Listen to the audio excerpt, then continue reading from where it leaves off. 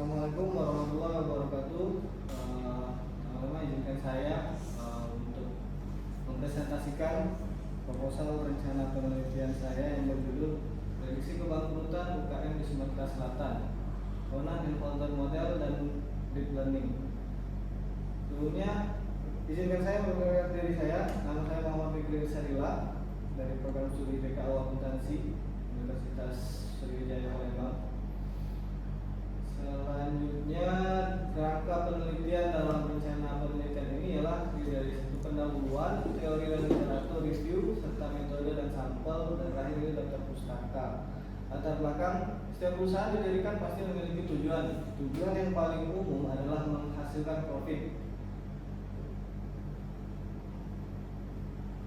Perusahaan dapat dikatakan memiliki profit yang baik jika perusahaan mampu menjaga rasio profitabilitas dan likuidasinya. Jika profitabilitas perusahaan baik, diakini akan mampu untuk memberikan kesejahteraan bagi pemiliknya. Kebangkrutan mengganggu dan merugikan pemilik, investor, dan masyarakat. Meskipun terdapat banyak kontribusi, prediksi kebangkrutan tetap menjadi isu yang penting. Tujuan dari model prediksi kebangkrutan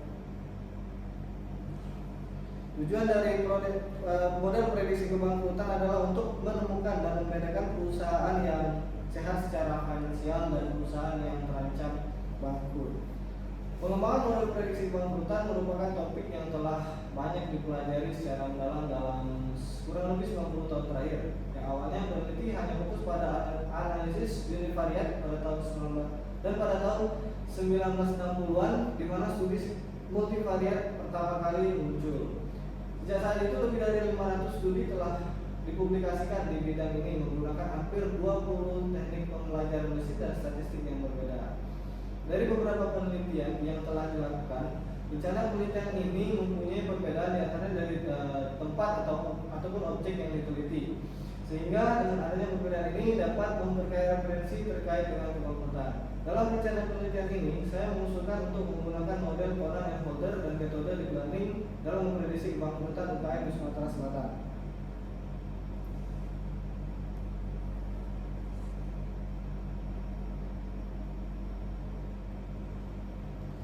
Rumusan masalah dalam rencana penelitian ini, rumusan masalahnya terdiri dari dua. Pertama, sejauh mana akurasi model prediksi kebangkrutan Conan dan Folder terhadap kebangkrutan UKM di Sumatera Selatan, dan sejauh mana akurasi metode deep learning dalam memprediksi kebangkrutan di Sumatera Selatan.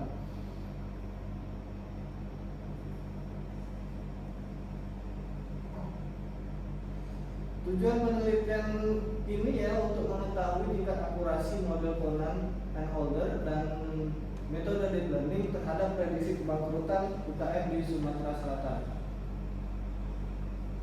Manfaat penelitian terdiri dari beberapa manfaat, yakni manfaat teoritis, manfaat praktis, dan manfaat akademis.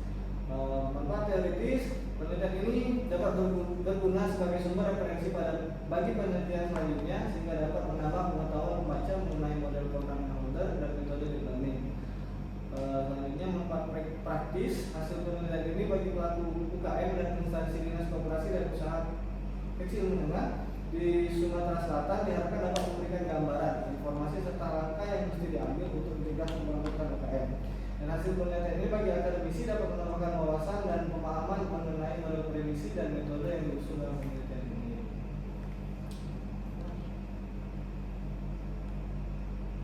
Teori dan literatur review. Teori yang menjadi dasar dalam penelitian ini ialah teori sinyal atau signaling teori. Michael Spence pada tahun 1973 mengembangkan teori sinyal menjadi teori keseimbangan sinyal.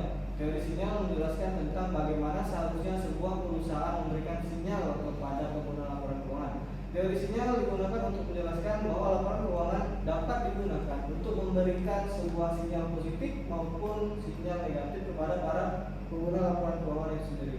Teori sinyal membahas bagaimana seharusnya sinyal-sinyal keberhasilan atau kegagalan manajemen atau agen disampaikan kepada pemilik atau prinsipal. Teori sinyal menekankan pentingnya informasi yang diterbitkan perusahaan terhadap keputusan investor sebagai pihak eksternal. Investor selalu membutuhkan informasi yang lengkap, relevan, akurat, dan tepat waktu untuk menganalisis dan dalam pengambilan keputusan. Hasil dari analisis prediksi kebangkrutan juga dapat dijadikan sebagai sinyal kepada pihak eksternal atau pihak luar perusahaan tentang bagaimana kondisi yang akan terjadi pada perusahaan-perusahaan tersebut di tahun-tahun berikutnya. Selanjutnya, analisis laporan keuangan.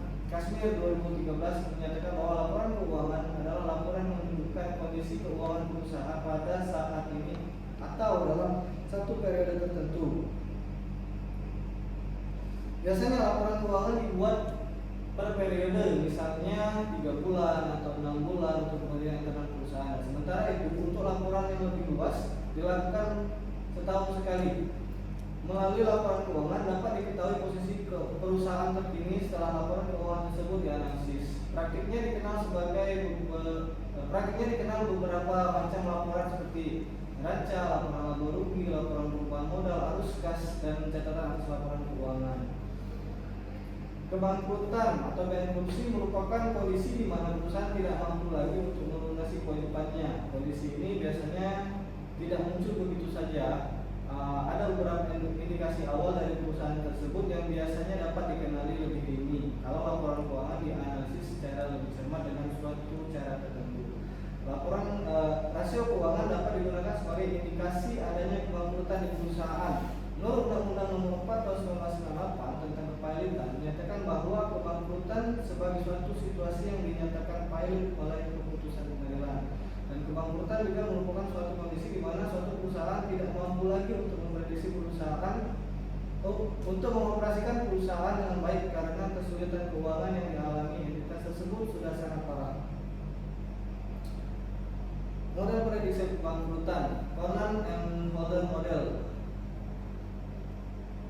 Conan and Holder 1979 telah mengembangkan beberapa fungsi skor yang dibedakan berdasarkan skor aktivitas perusahaan yang diteliti, yakni domain industri, sektor perdagangan grosir, dan sektor transportasi.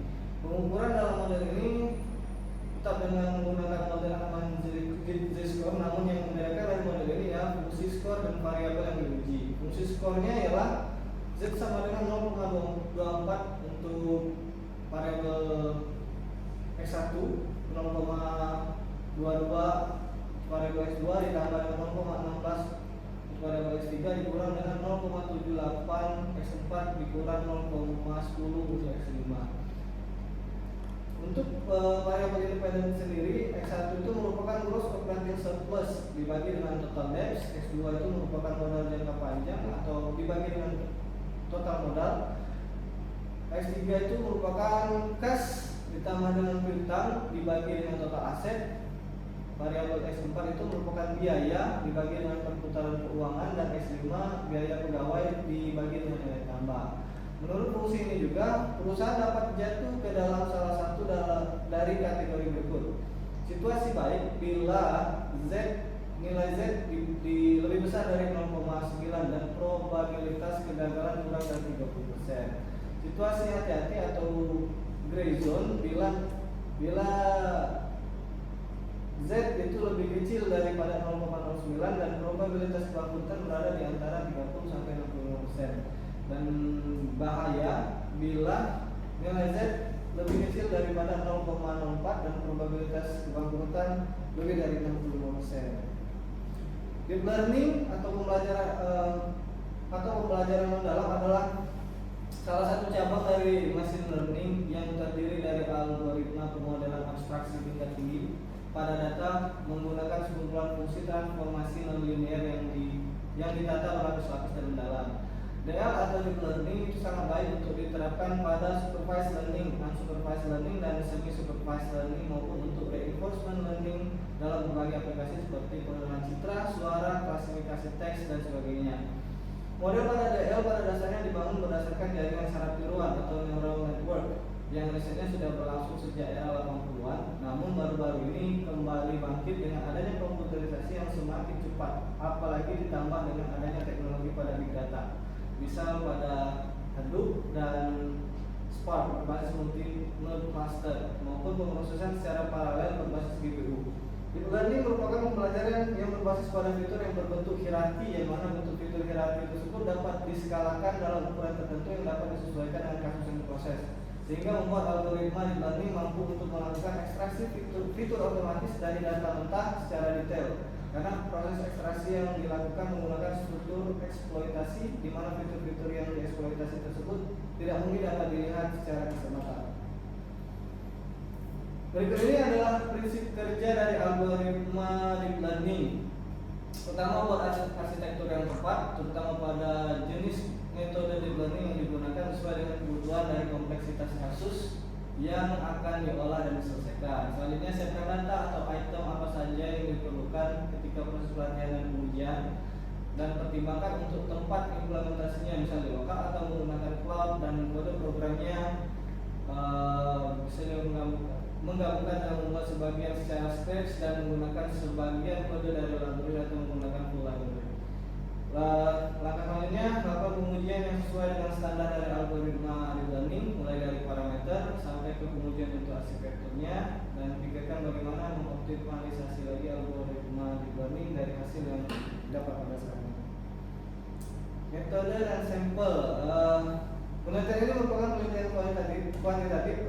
Populasi dalam penelitian ini adalah UKM yang terdaftar di Dinas Koperasi Usaha Kecil Menengah Sumatera Selatan. Metode pemilihan sampel pada rencana ini adalah simple random sampling dengan kriteria berikut sebanyak 50 UKM dengan kriteria sampel bangkrut itu sebanyak 50 UKM dan kriteria sampel tidak bangkrut sebanyak 100 UKM.